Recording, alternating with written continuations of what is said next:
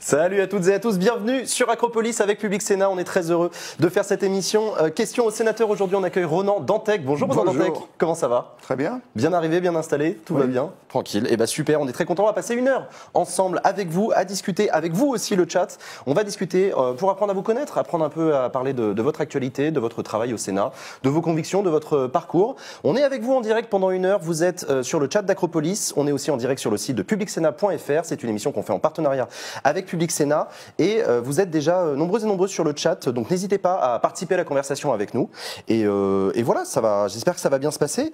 On vous accueille donc aujourd'hui Ronan Dantec, vous êtes sénateur écologiste au Sénat. D'ailleurs, on a eu du mal à préparer cette émission en se disant mais il est quoi? Il est RDSE, il est écolo, on vous range où en fait?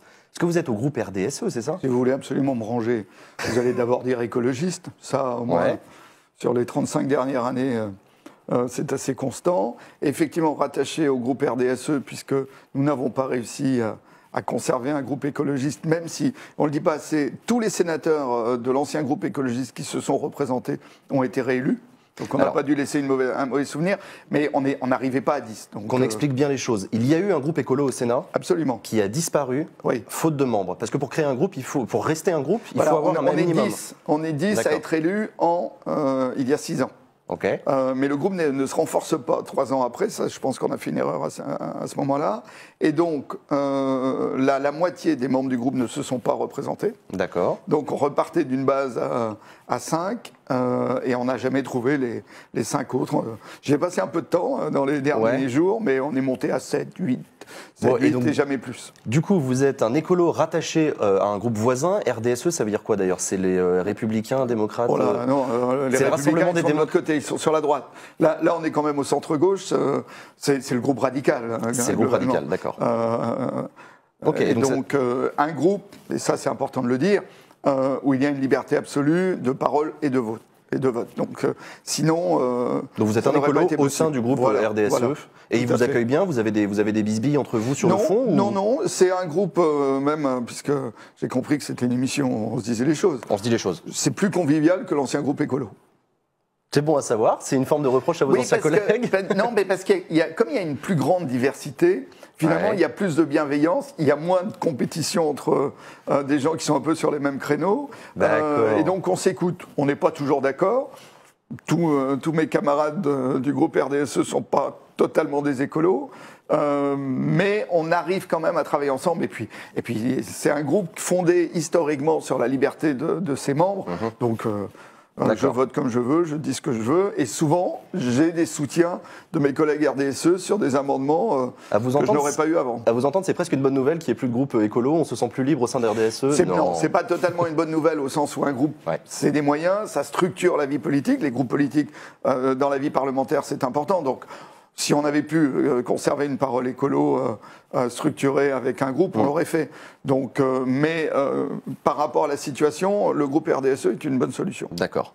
Une première question avant de revenir sur votre parcours, une question d'actualité très, très brûlante. Est-ce qu'on bloque le pays samedi pour protester contre la hausse des prix du carburant? Ronan Dantec. Comment vous traduisez le « on » ? On, parce que sur les réseaux sociaux, c'est comme ça qu'on le lit. C'est on. On, le peuple, les Français, les gens qui payent à la pompe et qui payent trop cher selon eux, veulent bloquer le pays pour protester contre l'augmentation de la fiscalité, notamment en lien avec les sujets écologistes. Il y a plusieurs choses. D'abord, on bloque le pays. Si le on est très collectif, c'est on se bloque nous-mêmes. Ce qui pose question quand même. C'est-à-dire pourquoi se bloque-t-on soi-même?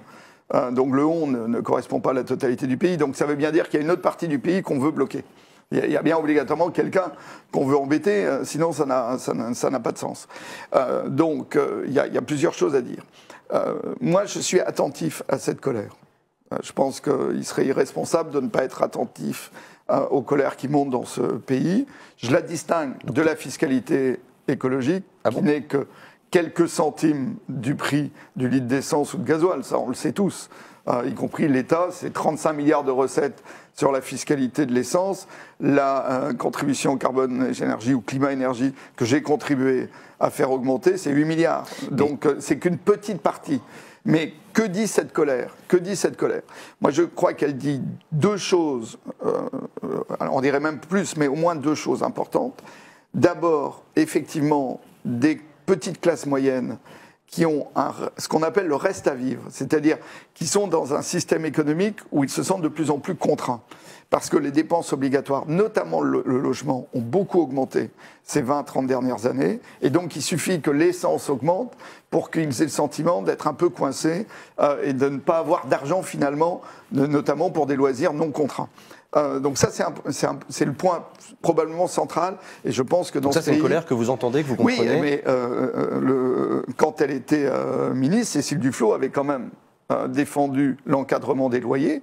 C'était une mesure extrêmement importante, remise en cause par Manuel Valls pratiquement immédiatement d'ailleurs. Oui, c'est vrai. Mais parce que je pense que la première question aujourd'hui, c'est le logement. Comme le logement est cher, peu de gens arrivent encore à vivre à Paris, qui est devenu un entre-soi social absolument terrible. Moi, je me suis même un peu mal à l'aise dans les rues de Paris par cette homogénéité sociale, et on sait bien que beaucoup de gens ne peuvent plus y vivre. On a des gens, c'est la même chose à Nantes, qui quittent la première, la deuxième couronne, qui se retrouvent assez loin parce que le logement y est moins cher, mais ont du coup des coûts de transport plus élevés et se retrouvent donc encore plus piégés quand le prix de l'essence augmente. Donc il y a une frustration sociale très forte qui s'exprime là. Mais est-ce que vous ne changez pas un peu de sujet en parlant du logement, alors que les gens qui ont la grogne qui va venir là samedi, a priori c'est plutôt sur le carburant, et notamment un lien direct d'après eux, en tout cas avec la fiscalité écologique. D'ailleurs c'est assumé par le gouvernement, Agnès Buzyn l'a encore redit hier, il faut éradiquer le diesel de nos axes routiers. Emmanuel Macron et Édouard Philippe disent j'assume la fiscalité écologique. Vous êtes d'accord avec eux? Moi, j'ai plein de questions à vous poser. Enfin, vous m'avez peut-être invité pour l'inverse. Non, mais on est là pour dialoguer, j'essaie de vous comprendre. Comment se fait-il qu'on ne parle que de ces quelques centimes de fiscalité écologique alors qu'on est sur le prix du carburant et sur des questions d'aménagement du territoire? J'ai tendance à me demander si ça n'arrange pas tout le monde, y compris le gouvernement aujourd'hui, qui est en train de se repeindre en vert avant des échéances électorales européennes où ils savent que les listes écologistes, comme ça se passe aujourd'hui en Allemagne, en Hollande ou ailleurs, sont en train de monter. Donc finalement, le gouvernement lui-même a intérêt à dire aux manifestants « oui, c'est à cause de la fiscalité écologique » et vous allez rire, on va tenir les positions. C'est vraiment la ligne qu'il a choisie. Absolument, c'est ce que dit le gouvernement aujourd'hui. Absolument. Mais il en faut une de fiscalité écologique ou pas? Évidemment qu'il en faut une. Donc il faut bien inciter les Français à prendre moins leur voiture. Absolument. Donc l'augmentation du prix des carburants, vous n'êtes pas contre a priori? Je ne suis pas contre a priori. D'accord. Non, ça c'est clair. Mais tout en entendant la colère. Mais oui, j'entends la colère. Mais il faut effectivement... le problème, c'est qu'on manque aussi de cadre de dialogue. Moi, ça m'intéresse de discuter avec... ceux qui sont en colère aujourd'hui. Et de fait, on le fait sur les territoires. Il ne faut pas croire qu'on est dans une bulle où on ne quitterait jamais le Sénat et quelques beaux quartiers parisiens. On est quand même encore élu de département. On en parlera. Vous êtes élu à Nantes, en l'occurrence. Donc on rencontre des gens. Moi, c'est pour ça que je dis d'ailleurs, la première question, c'est le logement. Parce que derrière le logement, il y a les formes de mobilité, et c'est les formes de mobilité qui créent. En gros, ce que vous dites, c'est baissons la charge du logement dans les budgets des foyers, de manière à ce que le pétrole soit moins un problème. Oui, et qu'on recrée de la mixité sociale. Parce que cette mixité sociale est en train de disparaître, et la colère qui s'exprime, c'est aussi ça. Je ne peux pas vivre là où j'ai envie de vivre. Ça, c'est un point extrêmement important aujourd'hui et qui fait partie de cet ensemble de sentiments de frustration sociale. Donc j'y suis très attentif. Donc moi, j'assume la fiscalité écolo. J'aurais du mal à ne pas l'assumer puisque l'amendement qui a entraîné la trajectoire de hausse, c'est un amendement d'abord du Sénat que j'ai déposé, défendu avec le soutien de Ladislas Poniatowski et des Républicains. Donc c'est quand même. Donc c'est vous qui êtes à la base de cette fiscalité écologique. Si vous cherchez un responsable, j'en fais partie. Mais donc vous dites que ce ne sont que quelques centimes. C'est un message que vous voulez faire passer aussi aux. Et ce message-là, c'est une évidence. Enfin, tout le monde, il n'y a qu'à regarder. Tout le monde, je suis pas persuadé. C'est d'abord le prix du baril de pétrole. Voilà. Ensuite, c'est la TVA. Donc, qui rentre dans le budget de l'État. Après, il y a des taxes, une partie vont aux régions. Et puis, il y a une petite partie, effectivement, qui est la fiscalité écologique qui s'est rajoutée. Donc, il faut un vrai dialogue sur les coûts sociaux liés à cette augmentation du prix du carburant. Il faut évidemment tenir un discours de vérité disant aux Français, c'est pas possible de continuer d'émettre du CO2 parce qu'y compris tous les efforts que vous faites, et la quasi-totalité des familles en France a une priorité qui sont ses enfants. Donc tous les efforts que vous faites, finalement, vont être ruinés par la crise climatique. Donc il faut bien arrêter d'émettre du CO2. Donc le contrat derrière, c'est de dire, vous allez sortir de véhicules extrêmement émetteurs, diesel ou essence, mais il faut vous accompagner. En ce sens d'ailleurs, il m'arrive d'être critique sur ce gouvernement, je trouve que les dernières propositions pour accélérer finalement la mutation du parc, faites par Édouard Philippe ce matin, vont dans le bon sens. Il manque simplement, et c'est un point sur lequel je suis quand même extrêmement mobilisé, le fait qu'une partie de cette fiscalité écologique, dans notre esprit, et le Sénat a beaucoup voté en ce sens-là, doit aller vers les collectivités, vers les territoires, parce que l'offre de transport public notamment, elle est bien payée par les intercommunalités, par les régions, et que ça, dans le discours gouvernemental, cette partie-là, l'aide aux territoires, aux collectivités pour financer de l'offre alternative de transport public, de transport collectif, elle n'y est toujours pas. Mais on continue et j'espère que le gouvernement nous entendra. Donc du coup, il y a Matella qui vous demande quelles actions, à part les taxes de la part des législateurs, vous venez d'expliquer qu'il y a cette aide du coup à changer de véhicule, mais beaucoup de personnes disent que c'est pas suffisant, beaucoup des personnes qui vont... Là quand même, l'aide pour les ménages modestes, si on en croit ce qu'a dit le Premier ministre, donc il faut voir les décrets derrière évidemment, mais les annonces sont assez claires. 4 000 € pour un ménage modeste, y compris pour acheter un véhicule essence d'occasion qui consomment peu. Donc pas réservé aux Toyota Prius qui coûtent 25 000 a priori, beaucoup de ménages devraient pouvoir être en situation de changer de véhicule. Même ceux qui, de manière inconsidérée, avaient acheté un gros SUV qui émet beaucoup de CO2 peuvent très bien aujourd'hui l'abandonner pour acheter une petite voiture.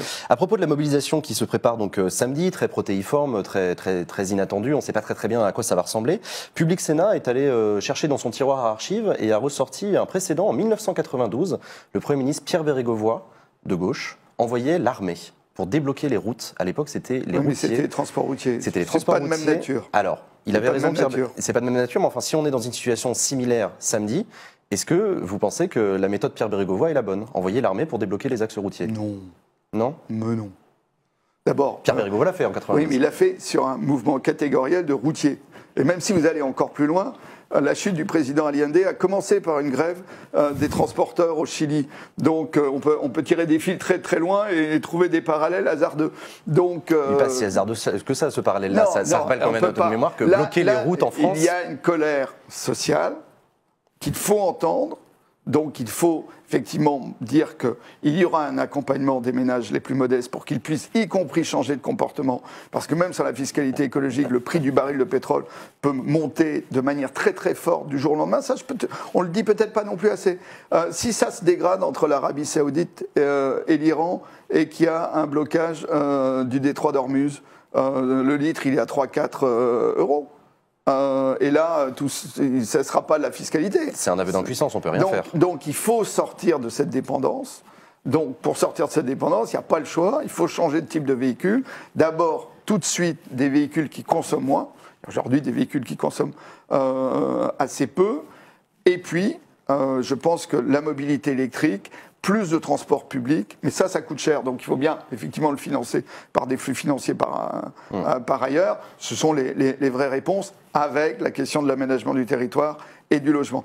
Si on continue de concentrer l'activité sur quelques métropoles avec des gens qui habitent à 40-50 km, ils sont piégés. Moi, je pense qu'aujourd'hui, une partie de l'activité métropolitaine, c'est ce que je défends dans mon département avec l'association Territoire 44 qui m'a porté aux dernières élections sénatoriales, c'est qu'aussi aujourd'hui, et ça c'est encore un sujet compliqué, une partie même de l'activité quitte les métropoles pour les villes moyennes. C'est vrai. Ça, c'est de l'aménagement du territoire, ça c'est une vraie priorité. D'accord. Merci en tout cas Ronan Dantec pour ce premier échange. Je voulais qu'on commence par ce mouvement du coup de samedi prochain. Bonjour à toutes celles et à tous ceux qui nous ont rejoints. On est toujours en direct. Vous êtes avec nous. On discute avec Ronan Dantec, donc sénateur écologiste. Aujourd'hui dans Questions au sénateur avec Public Sénat. N'hésitez pas à nous joindre, vous joindre à nous pour cette conversation. Poser des questions au sénateur qui est là pour vous répondre. On va reparler d'écologie. Avant, je voudrais qu'on revienne un peu sur votre parcours. Vous avez été élu pour la première fois sénateur en 2011. Et vous êtes nantais d'origine. Mais surtout dans vous avez non, pas d'origine. Vous avez été élu à Nantes. Non, ce que je voulais dire, c'est que brestois d'origine. Vous êtes brestois. Vous êtes né à Brest. Vous avez été élu municipal avec Jean-Marc Ayrault à l'époque à Nantes. Adjoint, c'était en 2001. C'était dès 2001, ouais. Et surtout, vous avez fait une formation de vétérinaire. C'est même pour ça que je suis à Nantes. Alors, expliquez-moi ça. Je suis parti faire mes études de vétérinaire à Nantes. Et vous vous êtes installé dans la foulée. Voilà. Vous avez exercé le métier de vétérinaire. J'ai pas eu le temps. Vous n'avez pas eu le temps? Non. Ça vous aurait plu? Ça m'aurait plu, j'ai pas choisi cette formation pour rien, mais j'étais un peu dans le syndrome d'Actari, mais je sais pas si vos auditeurs, téléspectateurs connaissent encore Dactari. Je veux bien que vous expliquiez. Dactari, c'était une série télé. Alors il y a eu beaucoup de saisons pour parler comme aujourd'hui. Donc c'était un vétérinaire en Afrique. Et il a créé des générations et des générations d'aspirants vétérinaires. D'accord. Et donc je voulais être un peu Dactari. Et puis arrivé à l'école vétérinaire, assez vite, finalement, je me suis dit que pour agir sur le monde, c'était peut-être pas le boulot qui me correspondait le mieux. Et la dernière année, j'étais directeur de radio associatif. Alors du coup, voilà, vous avez été aussi animateur radio, j'ai vu ça. Du coup, j'ai créé ma propre radio. Alors expliquez-nous ça, c'était quoi cette aventure? Vous avez lancé votre média. En fait, j'ai commencé à faire de la radio très tôt, en 82. Donc là, on est quand même dans le début des radios libres. Je faisais une émission de musique bretonne que j'ai entraînée avec moi de Brest à Caen, où j'ai fait ma prépa jusqu'à Nantes. Et je suis arrivé à Nantes en 87, au moment où finalement les réseaux avec beaucoup plus d'argent commençaient à récupérer les fréquences des radios associatives. Et je trouvais plus de radio pour faire mon émission, ce qui était extrêmement irritant. Donc j'ai dû créer la radio qui me permettait de continuer de faire mon émission. Et donc j'ai été directeur de radio l'après-midi en étant étudiant vétérinaire le matin. D'accord. Je suis pas sûr que tous les profs aient beaucoup apprécié la plaisanterie. C'est vrai? Ouais. Vous avez eu des retours un peu cinglants? Ça m'a coûté 6 mois en plus, puisque j'ai dû rater 1 ou 2 examens sur la fin. Mais j'ai fini par sortir avec un diplôme quand même. Chapeau. Mais du coup, comment est-ce que vous êtes passé donc, de cette vie étudiante en vétérinaire à la politique? Vous étiez écologiste dans l'âme déjà tout petit? Comment ça s'est fait? Expliquez-moi un peu. J'ai adhéré à la Confédération écologiste, il n'y avait pas encore les Verts, en 82. Donc j'étais en prépa. Donc je n'étais même pas, j'avais pas encore réussi mon concours. Moi j'ai tendance, parce que c'est une question qu'on me pose ici et là, et j'ai pas la réponse, j'ai un peu tendance à penser que j'ai toujours fait de la politique. Que les années 70 dans le Finistère, mon lycée était très politisé par exemple. C'est la lutte victorieuse contre la centrale nucléaire de Plogoff, c'est donc le combat antinucléaire qui pour moi est absolument fondateur, et gagné. J'ai gagné beaucoup de combats, ça c'est important dans une vie politique. Comment ça, gagner le combat contre le nucléaire? Il n'y a pas eu de centrale en Bretagne. On a gagné ce combat-là, pardon. On a gagné à Plogoff, on a gagné au Carnet ensuite en Loire-Atlantique, là j'étais encore là, et puis on en a gagné d'autres, on a gagné NDDL, je crois qu'on va en parler tout à l'heure.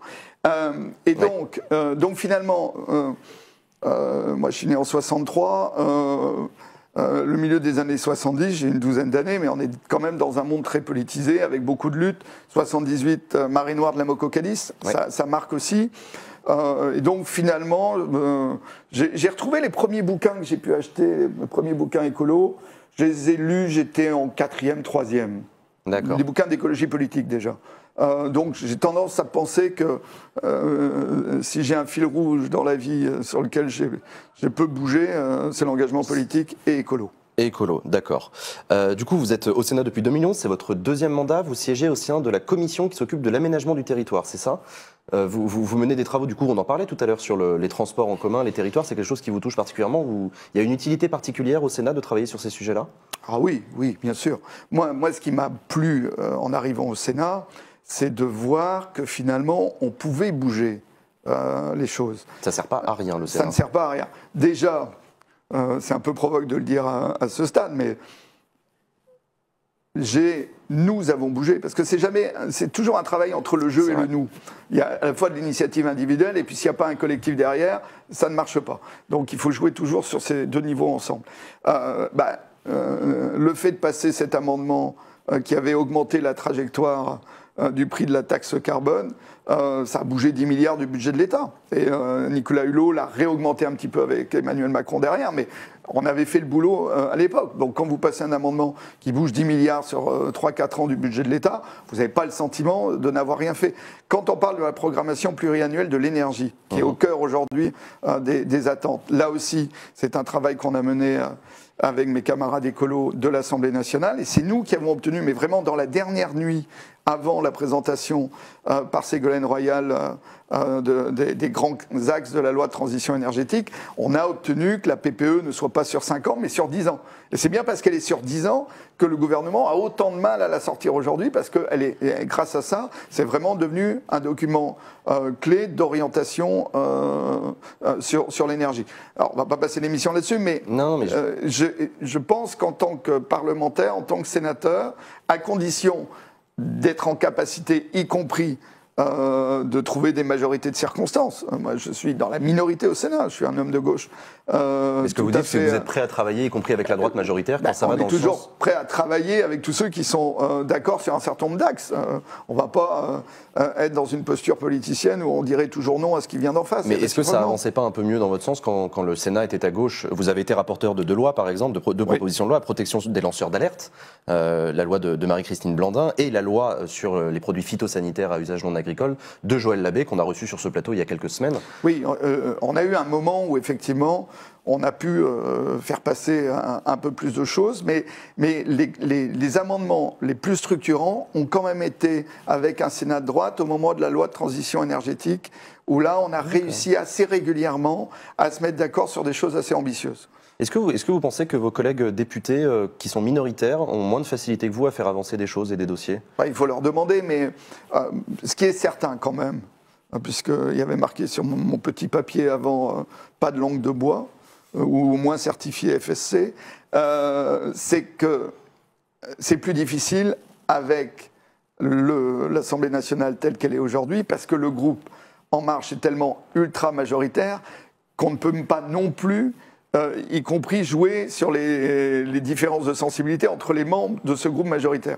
Ils ont quand même tendance à voter comme un seul homme. Ce qui fait que je pense que le Sénat a perdu une partie de sa capacité d'amendement, et d'amendement, je dirais, un petit peu de bon sens, le terme est un peu galvaudé, mais en tout cas d'amendements qui peuvent améliorer la loi et qui sont adossés à des consensus. Et ce boulot-là, je crois qu'il est important pour un sénateur, parce que sinon, effectivement, on se lève le matin, on prépare des amendements, on fait travailler tard ses collaborateurs, on peut les faire passer ici et là dans le cadre d'accords avec les autres groupes politiques, mais on sait que le destin de l'amendement est de ne pas survivre à la lecture à l'Assemblée nationale, ce qui est assez frustrant. Et effectivement, on a plutôt une dégradation du travail parlementaire à ce niveau-là, liée à la composition ultra-majoritaire du groupe En Marche à l'Assemblée nationale. Ça, c'est un peu dommage. On a bien senti quand même, depuis la rentrée, que le gouvernement avait compris que le bicamérisme, ça voulait dire quand même aussi faire attention à la deuxième chambre. Il y a d'autres moyens de contrôle ou d'enquête. À propos du travail parlementaire, il y a Mathela dans le chat qui voulait vous demander qu'est-ce que vous pensez de l'absentéisme dans l'hémicycle. C'est une image qui revient assez souvent quand on voit des images, notamment à la télévision sur Public Sénat, de l'hémicycle du Sénat, assez vide. En fait, c'est assez paradoxal, mais quand l'hémicycle est plein, c'est souvent là où les sénateurs travaillent le moins. C'est-à-dire ? C'est-à-dire que sur une loi, viennent ceux qui ont travaillé la loi, ceux qui l'ont travaillé en commission. Mais les autres, ça ne les regarde pas ? Ça les regarde, mais la journée faisant 10 heures, plutôt 10 que 8, il faut quand même travailler, justement. Travailler, ça veut dire rencontrer des gens, ça veut dire préparer des amendements, ça veut dire faire des auditions. Le travail en commission est extrêmement important. Et donc, demander à un sénateur d'être totalement présent en séance, c'est finalement pas la meilleure manière de l'amener au plus d'efficacité. Alors, il faut trouver un équilibre. Évidemment, si l'hémicycle est vide en permanence, ça ne marche pas non plus. Mais si vous regardez bien, il est rarement vide. Et par exemple, les sénateurs d'une commission qui s'est saisie d'un texte de loi sont généralement là en séance, et c'est eux qui sont les plus efficients. Comment se passent vos relations avec le groupe La République En Marche, dont le président François Patria est vétérinaire de profession lui aussi? C'est Ecladus qui vous demande ça. Si on avait des relations particulières parce qu'on est vétérinaire de formation, le lobby du VT, je rappelle que je n'ai pas exercé, qu'on a aussi Gérard Larcher, qui est le président du Sénat, qui est vétérinaire. Il y en a d'autres. Il y a toujours eu beaucoup de vétérinaires au Sénat. Donc, si ça fonctionnait particulièrement, ça sous-entendrait qu'il y a un lobby. Et je pense que il faudrait. Non, on est d'abord sur des lignes politiques qui sont pas tout à fait les mêmes, même si évidemment. Tout le monde discute avec tout le monde. Il y a un de vos collègues En Marche, André Gattolin, qui a déposé une proposition de loi pour aligner l'âge d'éligibilité à la majorité au Sénat. En fait, à 18 ans en France, on peut voter, on peut être élu maire, on peut être élu député, on peut être élu président de la République. Mais pas sénateur. Oui, il faudrait le faire. Vous êtes d'accord avec lui? Oui. Bon, et ben voilà. Très bien, c'est ce que je voulais savoir. Ok, je reviens donc sur votre engagement écologiste. Encore une fois, je vous invite à poser vos questions. Il y a la blouse sur Twitter. Il y a même un hommage aux femmes de Plogoff quand même. Hein. Il y a un hommage aux femmes de Plogoff, effectivement. Renée Conan, qui était une militante écologiste que j'ai bien connue, du Morbihan, a fait un très beau livre sur les femmes de Plogoff. Il s'appelle comment ce livre? Femmes de Plogoff, je crois bien. Femmes de Plogoff. Une recommandation de lecture de la part de Ronan Dantec, surtout n'hésitez pas. Il faut vraiment trouver le bouquiniste. Enfin maintenant, sur eBay, on trouve plein de choses. Ben voilà, si vous le trouvez sur eBay, n'hésitez pas à mettre le lien dans le chat, comme ça tout le monde pourra en profiter. La blouse sur Twitter voulait votre position sur le glyphosate. Elle est connue, ma position sur le glyphosate. Vous soutenez le gouvernement qui veut l'interdire? Oui, j'ai été, comme vous l'avez dit, rapporteur de la loi Labbé. C'est un beau souvenir. On l'a passé à une voix. Une voix. Ça s'est vraiment joué à très très peu. On rappelle, c'est la loi qui interdit l'usage des pesticides en ville par les jardiniers amateurs sur l'espace public. Il se trouvait que moi, en tant qu'adjoint à Nantes, parce que la politique, c'est quand même une continuité. C'est ça qui est quand même important à comprendre.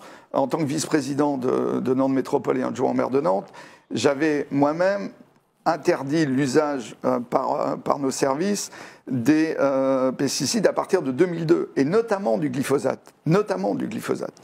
Donc, pouvoir, 10 ans après, passer dans la loi ce qu'on a fait soi-même sur le terrain, sur son territoire, il y a une continuité. Maintenant, effectivement, l'étape suivante, c'est la sortie du glyphosate. Autant pour des raisons de santé humaine, là il y a eu la condamnation aux États-Unis qui par effet domino a entraîné aussi la chute de l'action de Bayer. Je me demande bien pourquoi Bayer est allé acheter Monsanto, mais c'est leur problème. Et surtout, il y a une atteinte à l'environnement extrêmement importante.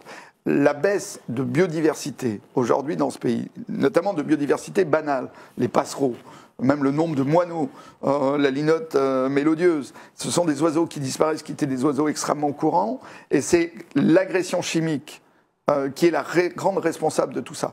Donc il faut absolument réduire fortement. Donc le gouvernement ne l'a pas mis dans la loi, mais continue de dire, Guillaume de Rugy ensemble, nous allons sortir en 3 ans du glyphosate, le président l'a redit aussi, donc j'ai tendance à penser qu'on va le faire. L'INRA dit d'ailleurs que dans 90-95% des cas, l'agriculteur n'a plus aujourd'hui besoin de glyphosate, donc je suis assez optimiste. C'est peut-être un point sur lequel, dans la famille écolo, je suis un peu l'optimiste de service quand même. Mais je pense qu'on n'est peut-être pas si loin en France, si on réussit à sortir du glyphosate, des néonicotinoïdes, métamsodium interdit il y a quelques jours par l'ANSES, si cette agression chimique diminue fortement, et là, on a tapé quand même des produits extrêmement dangereux. Alors, il ne faudrait pas les remplacer par d'autres encore plus dangereux. Mais si on continue dans ce sens-là, on peut peut-être être sur des bases de reconquête de biodiversité. C'est pas infaisable. Les choses s'améliorent, on va dans le bon sens. C'est le message d'optimisme que vous donnez parce que pour être exact, les choses s'aggravent. D'accord. Parce que là, l'effondrement de la biodiversité banale est un énorme problème, mais on n'est peut-être pas si loin du point de bascule, parce qu'on est en train quand même de se focaliser sur le premier problème. Alors, il y en a d'autres, mais celui-là est quand même absolument essentiel, qui est l'agression chimique.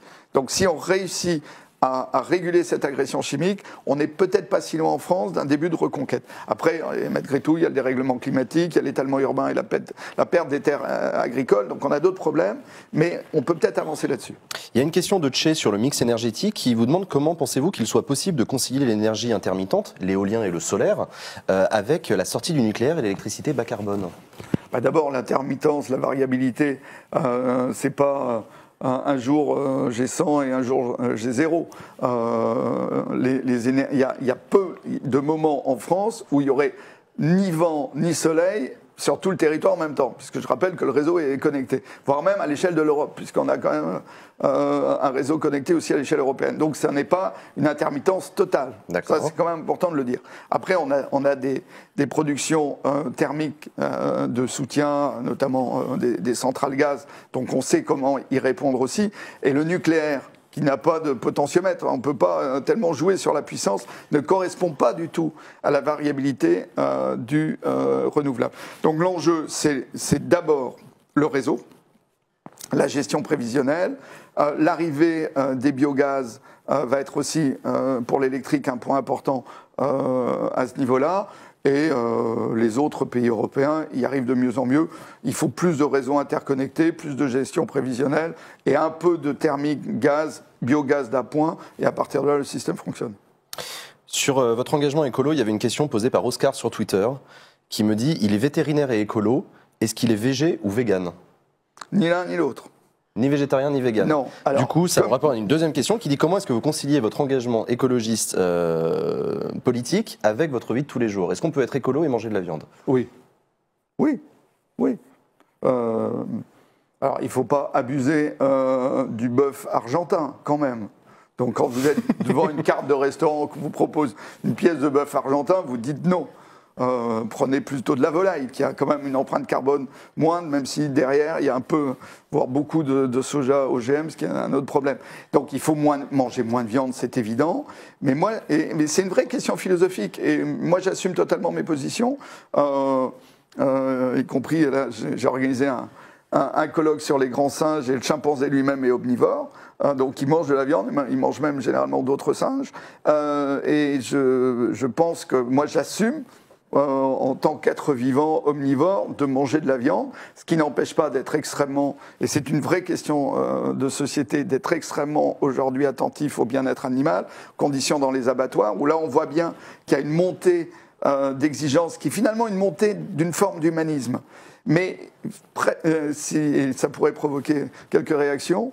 Tant mieux, si vous avez des réactions, dites-nous ce que vous en pensez. Humaniste. Moi, j'ai beaucoup travaillé sur l'histoire de la protection animale.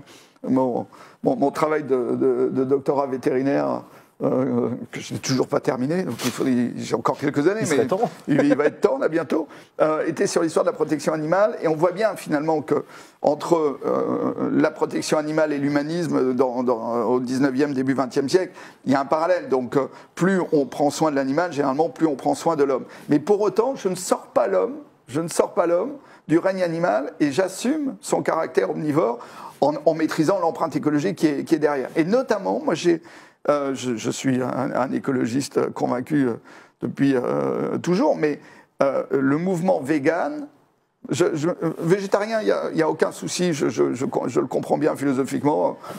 J'ai plein de végétariens autour de moi, y compris dans ma famille, mais le mouvement vegan, dans sa posture très dure, sort presque l'homme de la nature. Donc je ne le trouve pas très écolo au final. Moi, j'assume que l'homme soit dans la nature, dans cette histoire, ce qui n'empêche pas, et ça c'est une partie de mon histoire, que sur le bien-être animal et la protection de la vie sauvage, d'être extrêmement attentif et engagé. Mais le mouvement vegan est-il encore dans la nature? C'est un débat que vous pourriez tenir. Dites-nous ce que vous en pensez d'ailleurs, tiens, sur le chat. Est-ce que le véganisme sort un petit peu l'homme de la nature et donc de son humanisme? Intéressant. J'ai une question d'Alcanoïde sur la réforme de la Constitution. On revient un peu du coup sur le sujet institutionnel et le Sénat. Quelle est votre position sur la réforme constitutionnelle? Est-ce que, comme Gérard Larcher, le président du Sénat, vous considérez que c'est une sape des droits du Parlement? Fin de citation. Déjà, est-ce que, après l'affaire Benalla, qui en quelques clés de bras a réduit à néant une réforme constitutionnelle, ce qui est quand même très très fort, et dans lequel le Sénat a joué son rôle avec sa commission d'enquête? Tout à fait. Moi, je ne vois pas aujourd'hui la réforme constitutionnelle avancer très très vite. Oui, mais comme c'est une loi organique, il faut un moment. Soit on passe par le référendum, et personne ne voit le président de la République prendre le risque d'un référendum maintenant, soit c'est une loi organique, et donc il faut un moment un vote commun des deux chambres. Donc ça peut durer des années. On peut avoir 12 lectures, 15 lectures. C'est comme Pour vous, c'est presque pas à l'ordre du jour. C'est un truc. Pour moi, c'est peu à l'ordre du jour aujourd'hui, mais effectivement, derrière, je trouve que le gouvernement joue un jeu dangereux dans le fait de réduire effectivement le rôle du Parlement. Moi, je suis plutôt un parlementariste. Je pense que la Ve République est allée trop loin sur le fait de donner cette écrasante responsabilité à un homme seul, qui est finalement une vieille tradition française. Donc le Parlement est important. Le Parlement doit être le lieu à la fois des consensus et de l'élaboration de politiques publiques efficientes, bien sûr toujours en lien avec les ministres et le gouvernement, mais je pense que cette réforme n'allait pas dans le bon sens. Je serais assez surpris qu'elle aille très très loin. Alors peut-être qu'il y aura un accord à l'arraché avec quelque chose qui n'irait pas très très loin, mais notamment les capacités d'évaluation et d'enquête du Parlement doivent être absolument renforcées. Il ne me semblait pas que c'était l'esprit initial de la réforme constitutionnelle. Et du coup, le rôle qu'a joué le Sénat dans le cadre de la commission d'enquête, c'est la preuve que le Sénat peut être utile et efficace et jouer son rôle de contre-pouvoir. C'était une manière de remettre les compteurs à zéro aussi. Je crois que là, le Sénat a vu la brèche assez vite et que le gouvernement a eu un peu de mal à sortir de cette affaire. Sur le véganisme, il y a plusieurs personnes qui sont d'accord avec vous. Hein. Je suis d'accord, je suis assez d'accord, le vegan est un phénomène de mode. Non, c'est intéressant. Intéressant, continuons cette discussion en tout cas. Donc il va falloir que je provoque plus fort pour provoquer plus de réactions. Il va falloir y aller un peu plus fort, mais c'est pas impossible. Il y a pas mal de questions sur Nantes, sur la ville de Nantes, dont vous êtes originaire, dont surtout vous êtes, pas originaire encore une fois, mais adjoint, dont vous avez été adjoint. Aujourd'hui vous êtes simple conseiller municipal, vous ne cumulez pas les mandats. Non. D'ailleurs je crois même que vous avez arrêté de cumuler les mandats avant que la loi entre en vigueur. Ah oui, oui, oui. Non, mais en 2011... j'ai été élu sénateur. Le mois d'après, j'avais démissionné de tous mes mandats exécutifs. J'étais quand même vice-président de Nantes Métropole, c'est pas tout à fait rien. Alors qu'à l'époque, non seulement c'était pas obligatoire, mais en plus c'était beaucoup pratiqué au Sénat. Par contre, j'ai gardé un poste de conseiller municipal de base. J'ai une délégation minime, j'ai gardé mon poste parce que celui-là compte pour moi, est important. Je reste le porte-parole mondial, c'est un peu ronflant de le dire comme ça, des villes dans les négociations sur le climat. Et si j'étais pas resté conseiller municipal, je ne pouvais plus l'être. Je ne peux pas représenter les villes sans être au moins un conseiller municipal de base. Et ça, c'est important puisque ça fait maintenant 10 ans que je porte la voix des villes dans les négociations sur le climat. Et donc ça, je voulais le garder. Et donc c'est une des raisons pour laquelle j'ai gardé un poste de base, mais je ne cumule pas depuis 2011 les rôles exécutifs. On a deux questions de Guy et de Loustic qui reviennent sur la question de la place de la Loire-Atlantique dans la région Bretagne. Guy qui vous demande quand est-ce qu'on aura enfin une grande région Bretagne à 5 départements qui pourra enfin assurer la compétition avec les autres grandes régions françaises. Et Loustic qui vous demande faut-il que le département de la Loire-Atlantique revienne en Bretagne? Quelle est votre position? Alors, il se trouve qu'en 86, j'étais pas très vieux, j'avais 23 ans, j'ai été le président pendant 2 ans, de 86 à 88, du comité pour l'unité administrative de la Bretagne. Je subodore que dans les questions, il y a peut-être des gens qui connaissent un peu mon histoire. Ouais. Moi, je reste convaincu qu'il y a une aberration, une double aberration, culturelle et économique. Culturelle, évidemment, puisque Nantes est la capitale historique de la Bretagne, reste un département pour moi très breton.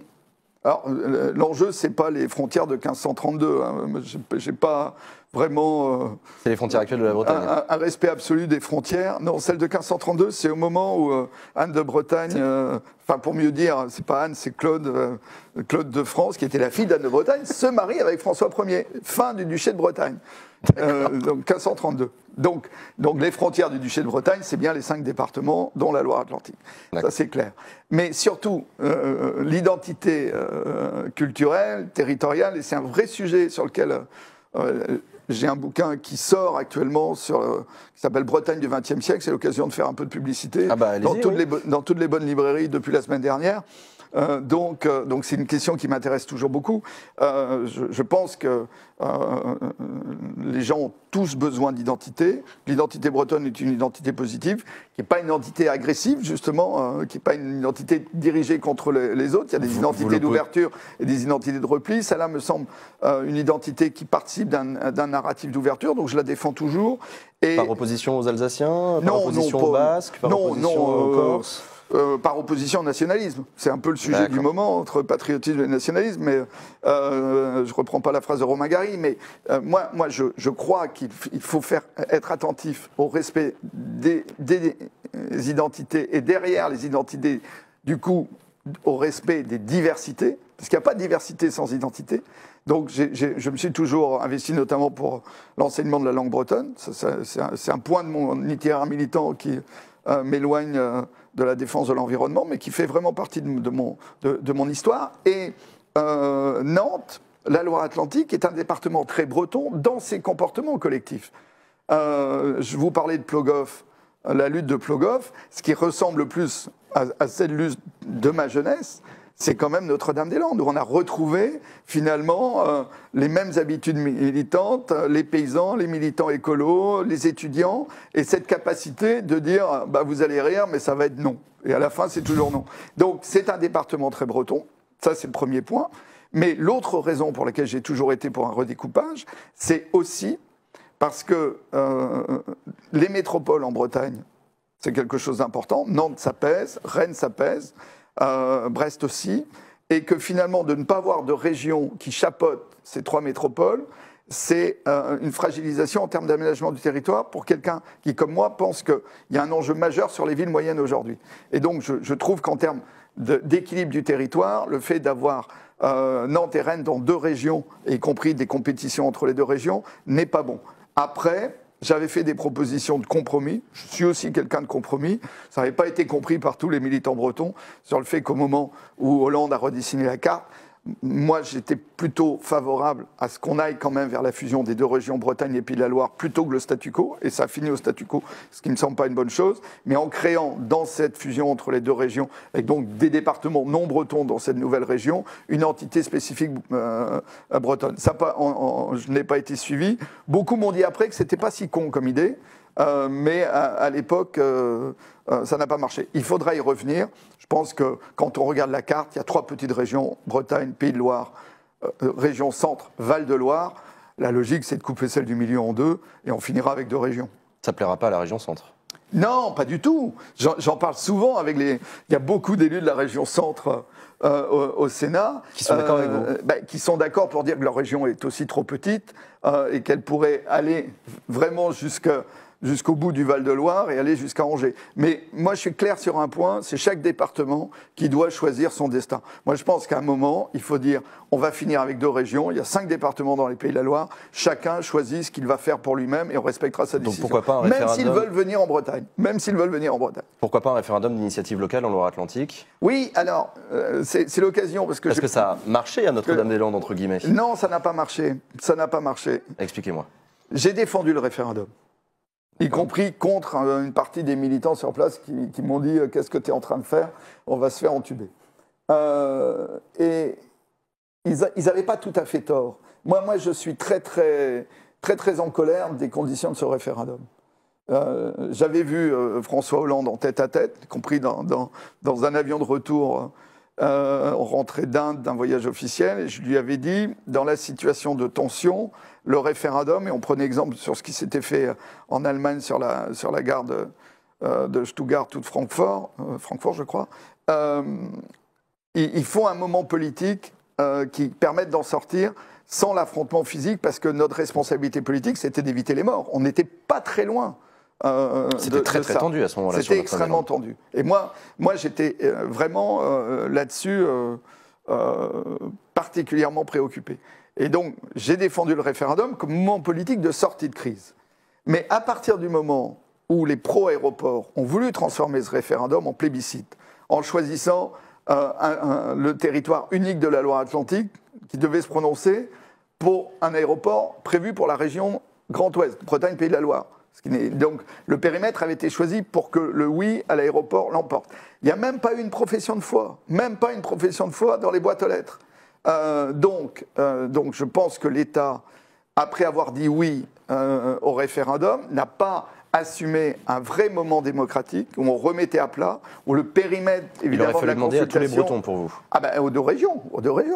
Puisque c'était l'aéroport du Grand Ouest payé par les 2 régions. Donc il fallait demander aux gens de Brest au Mans ce qu'ils en pensaient. Et puis avec une vraie campagne, des moyens, qu'il n'y ait pas de profession de foi. C'est-à-dire les gens, dans leur boîte aux lettres, n'ont reçu que le bulletin de vote et un lien pour aller sur un site internet. Ce n'était pas possible. Donc je pense que ce référendum a été raté, a montré encore une immaturité politique de ce pays dans sa capacité à sortir des crises et des affrontements. Et ça nous ramène un peu au début de notre échange. Et il y a vraiment de l'immaturité politique dans ce pays, dans cette capacité à sortir des crises. Et vraiment, l'aéroport, j'écrirai probablement un jour un livre là-dessus, a été un moment de grande immaturité où les éléments n'étaient pas sur la table. J'ai fait une commission d'enquête qui montrait que les mesures compensatoires ne marchaient pas, par exemple. Et ça avait été tu, et qu'on n'a pas réussi à assumer un moment démocratique de sortie de crise. Du coup, moi le premier, au soir du référendum, j'ai dit cette consultation est nulle et non avenue, puisqu'elle avait été pipotée, et qu'à partir de là, on est revenu au point de départ. Et même on pourrait dire que c'est en voulant transformer ce référendum en plébiscite et en ne jouant pas le jeu d'un moment démocratique de remise à plat complet que les pro-aéroports ont tué le projet d'aéroport. C'est un peu le paradoxe, mais je pense qu'Emmanuel Macron n'avait plus le choix que d'arrêter ce projet.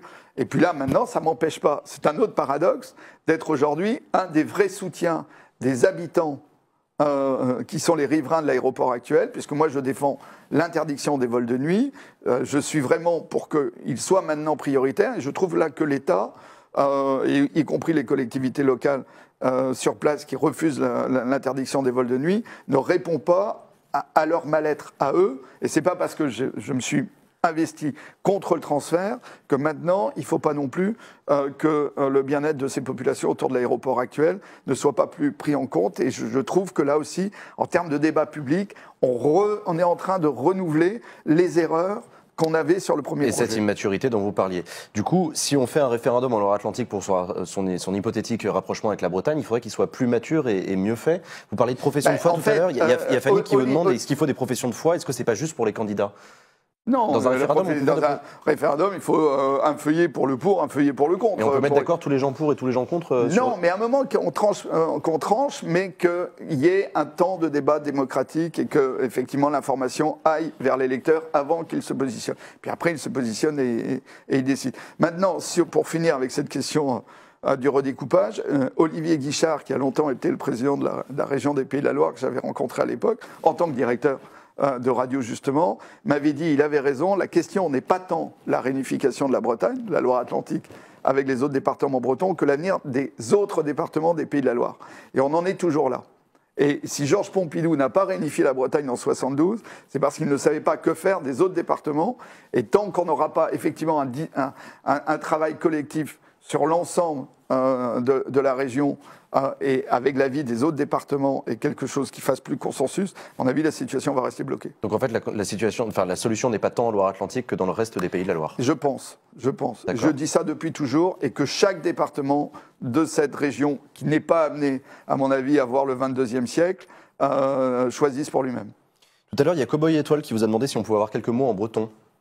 Mettez pas votre main devant le micro parce que j'ai peur qu'on ne vous entende pas. Mais à me zesquet de Brezonec, très grande voiseau, vraiment. Erskol. J'ai appris le breton il y a 30 ans à l'école, donc j'ai quand même beaucoup perdu. Ah, je suis sûr que c'est. Moi, je j'ai rien compris, donc à mon avis, c'était du breton, ça voulait dire quoi? C'était du breton. Non, je disais en fait que j'ai appris le breton à l'école il y a 30 ans, puisque c'était évidemment pas ma langue maternelle, c'est la langue de mes grands-parents. Mais c'est une très belle langue. D'accord. Et Mestra Brezonec yes flour. Ça, c'est ce que m'avait dit sur un stage veto l'agricultrice qui m'accueillait. Quand même, le breton est une très belle langue. Flour, c'est difficile à traduire, mais c'était un cri du cœur, et ça, c'est une phrase qui m'a marqué. Est-ce que, je reviens sur Notre-Dame-des-Landes parce qu'on a Sneezing Étoile qui vous a posé des questions sur Twitter à propos de cette mobilisation de la ZAD. Tout à l'heure, vous avez dit que la situation était très tendue au moment du référendum, qu'on n'était pas loin d'avoir des morts, mais il vous demande est-ce que c'est devenu un observatoire? Est-ce que d'autres ZAD doivent émerger pour défendre un autre projet politique? Moi, il faut surtout qu'on tire les conséquences, les enseignements de ce conflit terrible pour ne pas en arriver là. C'est-à-dire qu'il y a des règles à respecter. Notamment, il y a une règle de base, et c'est le problème du grand contournement routier aussi à Strasbourg, c'est que quand les mesures environnementales ne marchent pas, quand la Commission nationale sur la protection de la nature, qui est un organisme mis en place par l'État, dit ça ne marche pas, on ne fait pas les projets. Tout simplement. Or, on voit bien que les aménageurs, et l'État derrière eux, ou les collectivités, ont toujours tendance à vouloir faire les projets, même quand les mesures de compensation environnementale ne marchent pas. Donc si un projet a un résultat négatif pour l'environnement et qu'on ne sait pas réparer ce dégât, moi je ne suis pas pour qu'on mette le mont sous cloche. Ici et là, on a besoin de faire des infrastructures, simplement on compense, et on compense vraiment. C'est-à-dire que ça veut dire qu'on sort de ce projet avec plus de nature qu'avant. C'est possible, mais ça veut dire que l'aménageur met de l'argent là-dessus, que les collectivités, l'État aussi, et là on voit bien que l'environnement est souvent quand même encore un sujet secondaire. Mais moi, donc, que ce pays se transforme en un ensemble de ZAD, et entre les ZAD, que les Gilets jaunes bloquent la circulation, c'est pas vraiment la vision du pays que je souhaite. Donc moi je pense qu'il faut plus de démocratie, plus de débats contradictoires, et puis après, effectivement, à un moment, il faut trancher. Or, ces débats contradictoires, ces informations données et cette exigence sur l'environnement ne fait pas encore partie du mécanisme sur beaucoup de projets d'aménagement. Par contre, sur Notre-Dame-des-Landes aujourd'hui, on a effectivement un enjeu qui est que si on s'est mobilisé autant, c'est bien parce que c'était un espace de biodiversité spécifique. Le dernier bocage relictuaire de ce type qui n'avait pas été détruit, d'ailleurs en partie grâce au projet d'aéroport depuis les années 60. Donc il faut le protéger, il faut le protéger. Ça devrait être une zone bio, totalement bio. Ça doit être un lieu d'expérimentation agricole respectueux de l'environnement. Et effectivement, on voit bien qu'aujourd'hui, on n'a pas vraiment été au bout de... Et donc, quels sont les projets? C'est aussi une question qui est posée. Et on voit bien qu'il y a toujours des compétitions sur l'accès aux terres entre agriculture classique et agriculture bio et respectueuse de l'environnement. Là, très clairement, ce territoire a vocation à être une des vitrines d'une agriculture respectueuse de l'environnement parce qu'il faut protéger une biodiversité rare. Les amphibiens qui sont sur place, c'est quand même un lieu assez extraordinaire. Maintenant, on peut y aller plus facilement. Et donc, moi j'irais vers un arrêté de biotope, peut-être une forme spécifique à trouver, mais effectivement, si demain on a le même remembrement à Notre-Dame-des-Landes que ce qu'on a connu autour, ça serait absurde. À mon avis, ça ne se fera pas parce que les oppositions reviendraient et on reviendrait vers des situations de tension.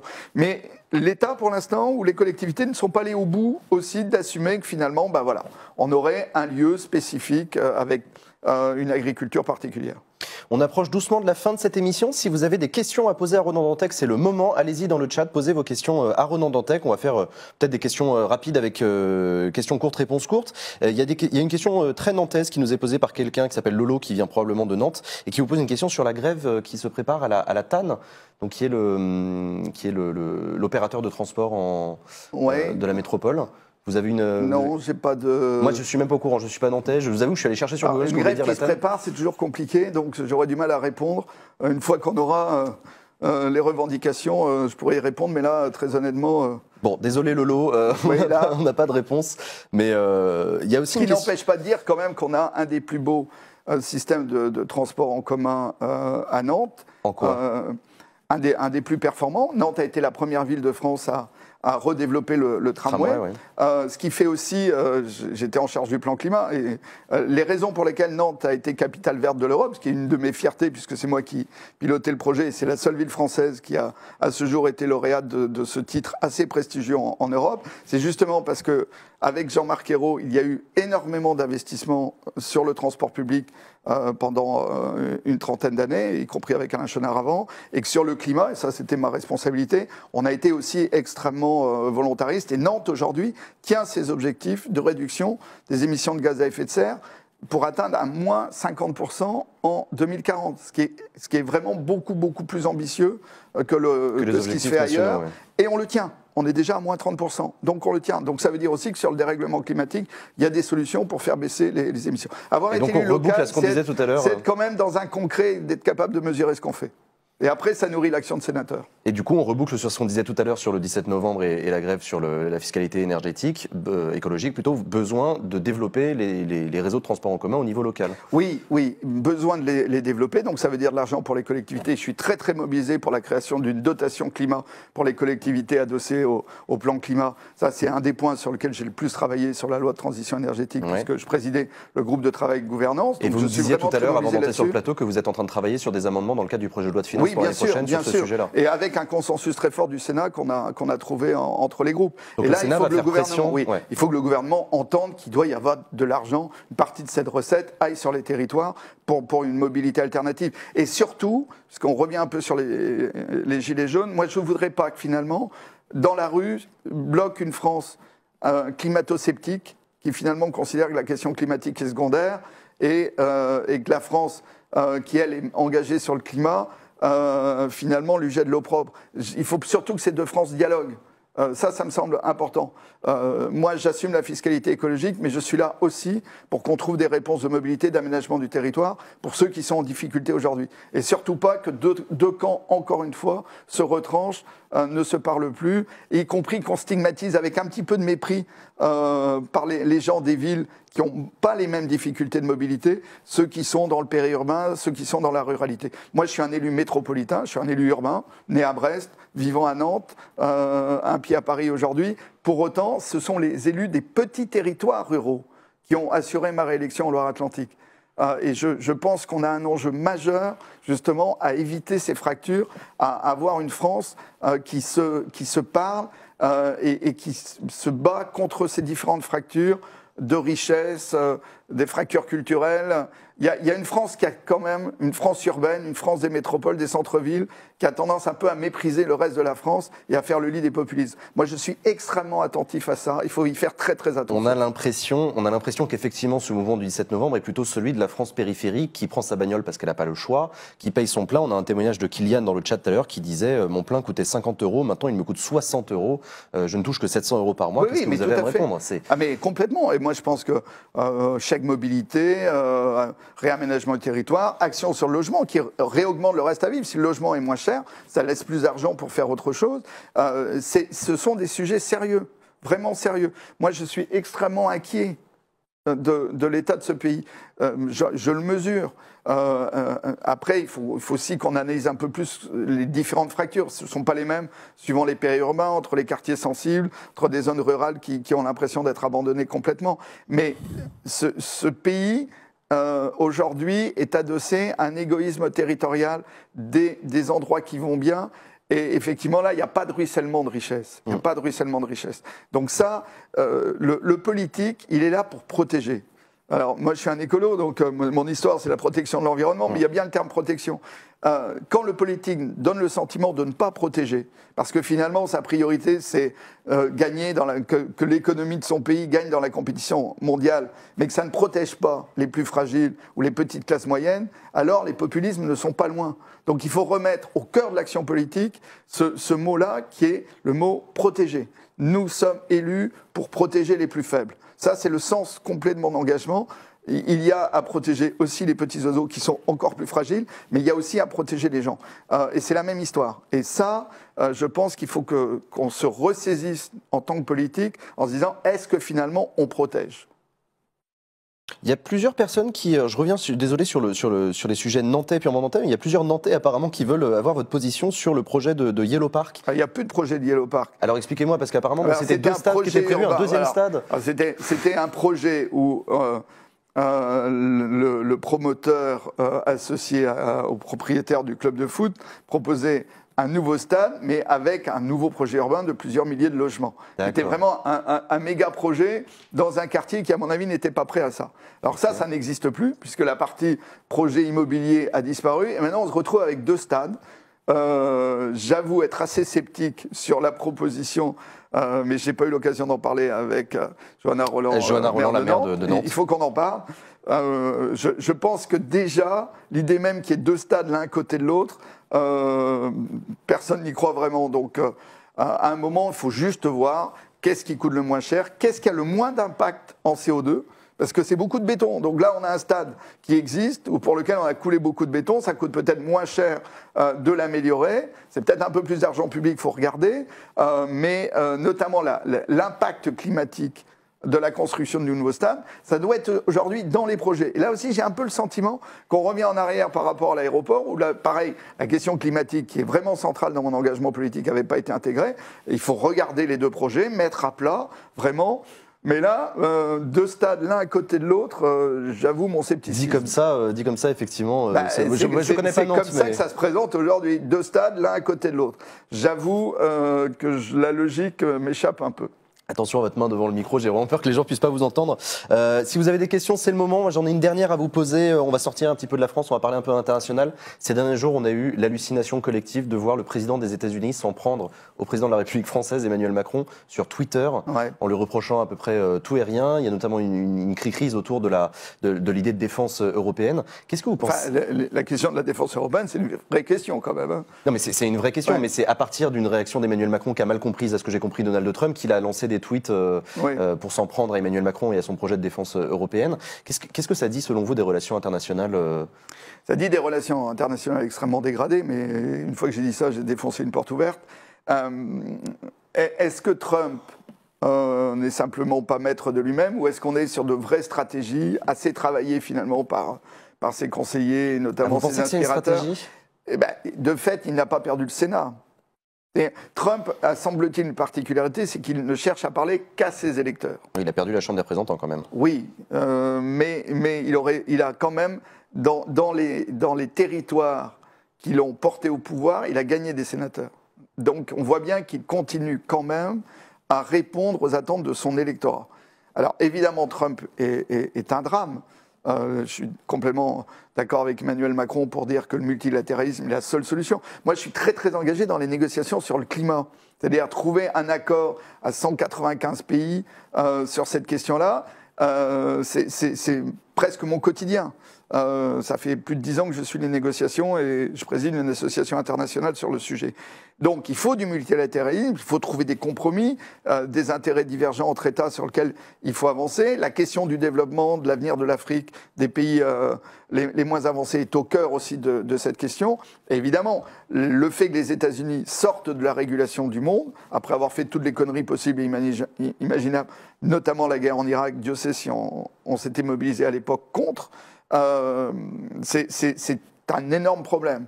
Donc on est tous à souhaiter que la parenthèse Trump, évidemment, s'achève le plus vite possible, mais écoutons quand même le fait que Trump a été élu en parlant à des petites classes moyennes qui ne se retrouvaient plus dans le monde de New York, de Wall Street, qui était finalement devenu le monde dont les démocrates de gauche étaient devenus les porte-parole. Le fait que la gauche ait perdu les classes populaires, l'effondrement du Parti communiste, mais l'histoire, l'offre communiste était aussi totalement obsolète, on est bien d'accord, mais que les sociodémocrates aient finalement perdu les classes populaires en s'adossant qu'aux classes moyennes urbaines et finalement à la vision mondialisée du fait qu'il fallait être dans cette économie mondialisée les meilleurs, ça doit vraiment nous interpeller. Moi, je suis à un moment de ma vie politique, ça fait quand même 35 ans à peu près, ou 40 ans même, quasiment d'investissement, j'ai 55 ans, où je me dis qu'on a un enjeu, non pas qu'écolo, mais aussi un enjeu de gauche. Moi, je rêve aujourd'hui d'une gauche de gouvernement clairement écologiste, parce que les dernières gauches de gouvernement, et encore aujourd'hui une partie du Parti socialiste, n'a toujours pas compris l'enjeu environnemental, c'est-à-dire dans les arbitrages du quotidien, même au Sénat, on voit bien que ce n'est pas l'environnement qui prime. Donc je pense que cette offre de gauche-là, qui est aussi une offre de gouvernement, une offre plutôt dans l'histoire social-démocrate, elle reste finalement encore à construire. C'est un peu le paradoxe, c'est qu'il y a une multiplication des offres politiques, comme jamais, à gauche, un émiettement, mais finalement, cette offre-là, qui, à mon avis, pourrait faire la synthèse avec cet émiettement, on ne l'a pas encore construite, et notamment en mettant les territoires fragiles, les élus locaux au cœur de la démarche. Merci beaucoup, Ronan Dantec, d'avoir accepté notre invitation. Merci à vous d'avoir posé vos questions à Ronan Dantec. J'espère que ça vous a plu. On a pris 1 heure pour discuter. On a parlé beaucoup de fond. Un grand merci aux bénévoles qui sont mobilisés sur cette émission. Merci Perceval, merci Sylvain, merci à Public Sénat avec qui nous avons le plaisir de faire cette émission. Vous retrouverez d'ailleurs cette émission en intégralité sur la chaîne Dailymotion de Public Sénat, sur la chaîne YouTube Acropolis Replay évidemment, et on vous en mettra des extraits comme d'habitude sur la page Facebook de Public Sénat et sur le compte YouTube aussi de Public Sénat. La semaine prochaine, Hugo recevra Catherine Morin-Desailly, qui est sénatrice UDI, une de vos collègues. Elle est centriste, du groupe Union Centriste. Elle est élue en Seine-Maritime. Elle est présidente de la commission de la culture et de l'éducation. Vous avez une question à lui poser ? Justement, comment on fait de la culture un élément de raccommodage entre les territoires ? Ce sera une question qu'on posera à Catherine Morin-Desailly. Encore merci à vous sur le chat et bonne fin de journée à tous. Ciao.